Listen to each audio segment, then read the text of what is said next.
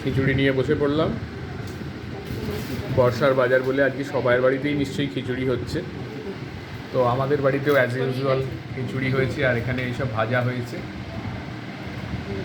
এখানে তোমাদের বৌদি দিচ্ছে ভাজাগুলো।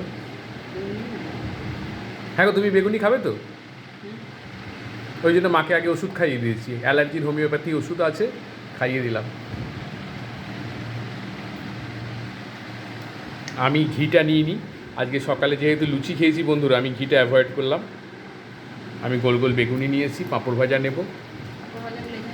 হ্যাঁ, পাঁপড় ভাজাগুলো মিডিলে রাখো, হাত বাড়িয়ে বাড়িয়ে নিয়ে নেবো। ছেলে অলরেডি খেতে শুরু করে দিয়েছে, যেহেতু বেলাটা একটু ভালোই হয়ে গেছে। বউ এখানে খেতে বসলো, মুখে হাসি মিষ্টি মিষ্টি। চুলটা খুলে দাও না, চুলটা শুকিয়ে যা। ও, চুল খুলে খেতে নেই।